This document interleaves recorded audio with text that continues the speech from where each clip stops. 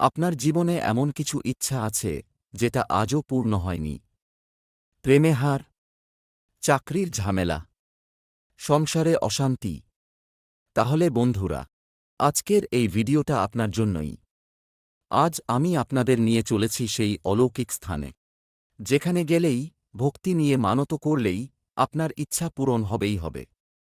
হ্যাঁ, আপনি ঠিকই শুনছেন। আজ বলবো নৈহাটির সেই বড়মার অলৌকিক কাহিনী, যাকে একবার ডেকে দেখুন। হাজার হাজার ভক্ত বলেছে, যা চেয়েছি মা তা ফিরিয়ে দেননি। আর ভিডিওর একদম শেষে আমি বলবো কিভাবে বড়মার কাছে মানত করলে আপনার ইচ্ছা সত্যি হবে। মানতের কিছু বিশেষ নিয়ম আছে যা সবাই জানে না, তাই ভিডিওটা এক সেকেন্ডও স্কিপ করবেন না। এবার চলুন ডুবে যাই বড় মার অলৌকিক জগতে। আজ পূজার সময় তৈরি হয় এক বিশাল প্রতিমা, সোনা ও রূপোর গয়নায় সজ্জিত, চোখে যেন সত্যিই ভক্তির ছোঁয়া। বিসর্জনের আগে মায়ের সেই রাজসজ্জা খুলে তাকে সাজানো হয় ফুলে ফুলে, যেটা আমরা বলি রাজবেশ। সেই মুহূর্তে হাজার হাজার ভক্তের চোখে জল, কারণ মা যেন সত্যিই তাদের কাছের একজন, যার সঙ্গে জড়িয়ে আছে ভক্তি, স্মৃতি আর ইচ্ছের ইতিহাস।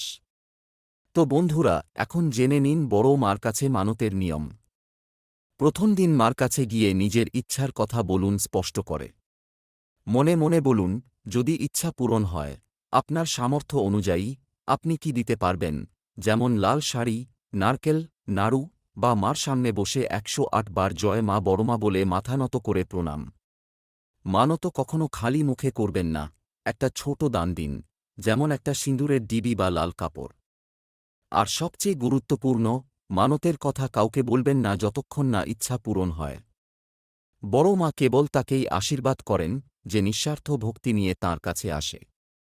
যদি আপনি সত্যিই মন থেকে ডাকেন, মা কখনো আপনাকে ফেরাবেন না।